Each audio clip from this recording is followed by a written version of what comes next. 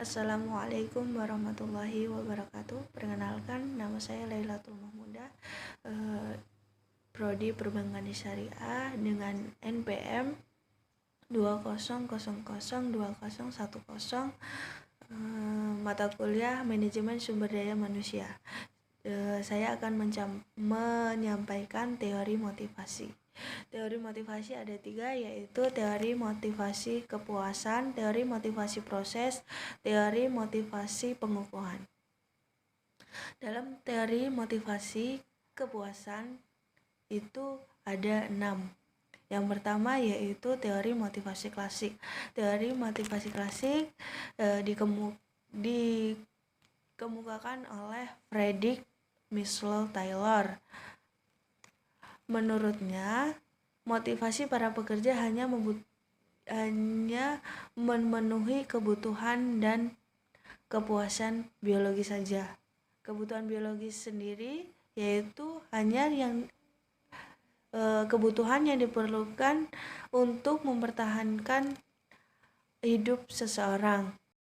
Yang kedua yaitu teori Maslow Needs Hierarchy Theory.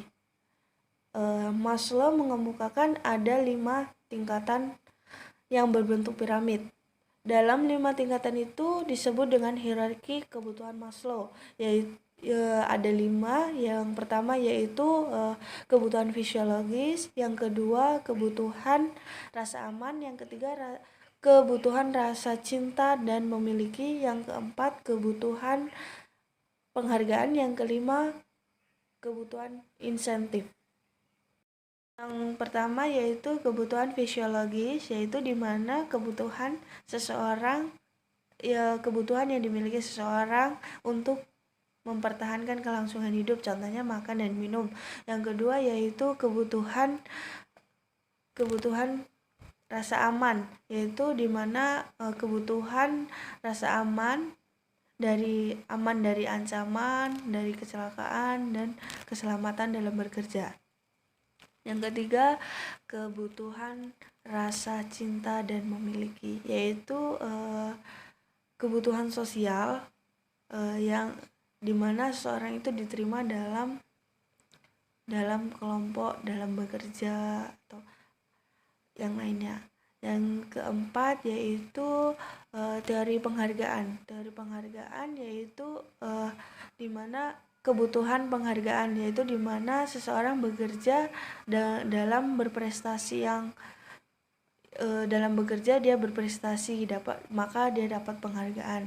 Yang kelima yaitu teori insentif, yaitu kebutuhan aktualisasi diri dengan menggunakan kemampuan, keterampilan, dan potensi optimal. Selanjutnya yaitu Hashbach two-factor theory, yaitu ada dua faktor. Yang pertama faktor kesehatan, yang kedua faktor motivasi. Yang pertama faktor kesehatan, yaitu di mana kebutuhan ini akan berlangsung terus-menerus apabila kebutuhan ini akan kembali pada titik nol sehingga apabila sudah terpenuhi. Yaitu faktor motivasi. Faktor motivasi yaitu seseorang harus memiliki perasaan sempurna dalam melakukan pekerjaan. Selanjutnya yaitu teori motivasi X dan Y. Teori X yaitu seseorang akan beralasan dalam melakukan tanggung jawabnya. Terus teori Y-nya seseorang bisa membedakan mana bekerja dan mana bermain. Selanjutnya yaitu MC Challenge Achievement Motivation Theory. Teori ini memanfaatkan karyawannya bahwa karyawan tersebut mempunyai cadangan energi potensi. Selanjutnya yaitu teori motivasi Cloud HGRG, menyatakan bahwa seseorang mempunyai kebutuhan yang berhubungan dengan tempat dan suasana lingkungan bekerjanya. Yang kedua yaitu teori motivasi proses. Teori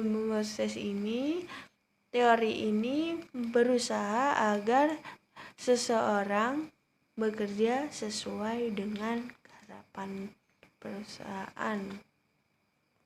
Yang ketiga yaitu teori motivasi pengukuhan, yaitu teori ini tidak menggunakan satu motivasi atau proses motivasi.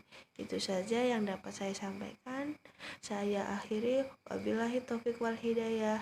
Wassalamualaikum warahmatullahi wabarakatuh.